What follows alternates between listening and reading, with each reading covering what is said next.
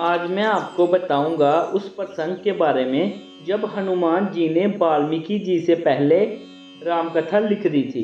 तो चलिए वीडियो को करते हैं स्टार्ट। हम सब यह भली भांति जानते हैं कि हनुमान जी प्रभु श्री राम के कितने बड़े भक्त थे। यहाँ तक कि आज भी कभी राम भक्तों की बात आती है तो उसमें हनुमान जी का नाम सबसे ऊपर आता है। यह इसलिए क्योंकि हनुमान जी ने सच्चे मन व पूरी निष्ठा भाव से प्रभु श्री राम की सेवा की थी। हर संकट में उनका साथ दिया था। इसी के साथ साथ हनुमान एक बहुत बड़े विद्वान भी थे, जिन्हें सभी वेद शास्त्र कंठस्थ थे। भगवान हनुमान एक योद्धा होने के साथ साथ दूरदर्शी सोच रखने वाले व कई अद्भुत शक्तियों में निपुण थे। श्री राम की सेना में यदि हनुमान को सबसे कुशल सैनिक कहा जाए तो कोई अतिशयोक्ति नहीं होगी। आज हम भगवान श्री राम के जीवन व उनके द्वारा किए गए कार्यों को महर्षि वाल्मीकि के द्वारा लिखी गई रामायण व कलयुग में तुलसीदास जी द्वारा लिखी गई रामचरितमानस के द्वारा जानते हैं। किंतु क्या आपको यह ज्ञात है कि वाल्मीकि जी से पहले भगवान हनुमान ने राम जी की कथा को लिख दिया था, जिसे हनुमद रामायण के नाम से जाना जाता है। यह रामायण वाल्मीकि जी की रामायण से कहीं अधिक श्रेष्ठ थी, किंतु आज यह उपलब्ध नहीं है क्योंकि स्वयं हनुमान जी ने इसे नष्ट कर दिया था। आइए आज मैं इसके बारे में आपको पूरी जानकारी बताता हूँ। पहली रामायण किसने लिखी थी? प्रभु श्री राम का अयोध्या लौटना।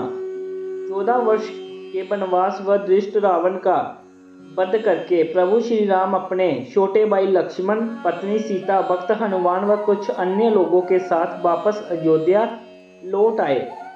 वह वहां का शासन संभाला। चारों ओर प्रभु के वापस आने की खुशी थी। वह अयोध्या जगमगा रही थी।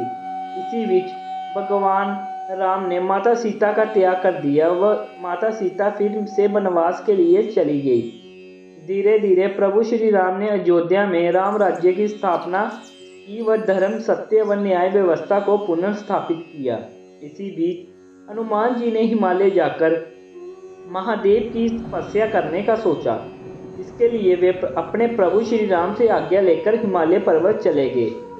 जब हनुमान ने लिख दी हिमालय की दीवारों पर रामायण, हिमालय पहुंचकर हनुमान जी प्रतिदिन भगवान शिव की उपासना करते, किंतु उनका प्रभु श्री राम के प्रति प्रेम कम नहीं हुआ। इसी प्रेम के फलस्वरूप वे प्रतिदिन हिमालय की दीवारों पर अपने नाखूनों से श्री राम से जुड़े प्रसंग लिखने लगे।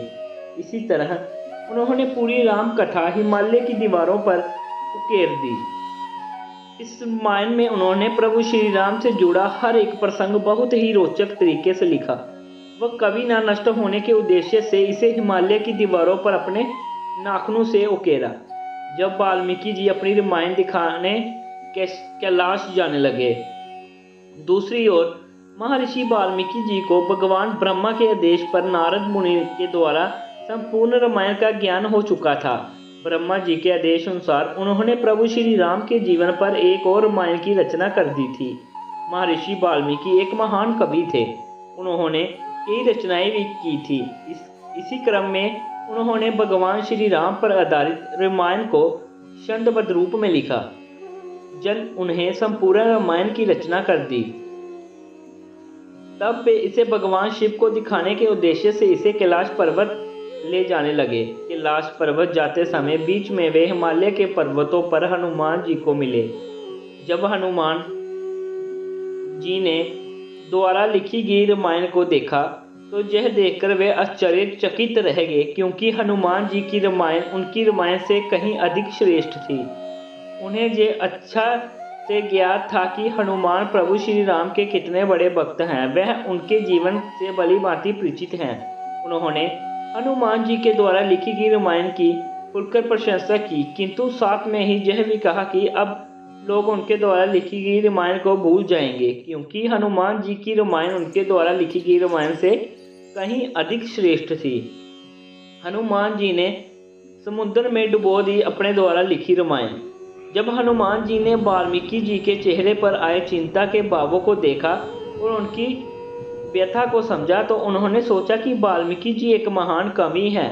व राम भक्त भी, उन्होंने भी रामायण में सभी चीज़ों का उल्लेख किया है। तब हनुमान जी ने वाल्मीकि जी को कहा कि उन्हें यह रामायण विश्व को दिखाने के लिए अपितु प्रभु राम भक्त की भक्ति स्वरूप में लिखी थी। इतना कहकर हनुमान जी ने उस रामायण लिखे पहाड़ को अपने कंधे पर उठाकर दूर समुद्र में जाकर डुबो दिया। इस तरह हनुमान जी ने अपने ही द्वारा लिखी गई रामायण को श्री राम को समर्पित करने के उद्देश्य से उसे हमेशा के लिए समुद्र में डुबो दिया।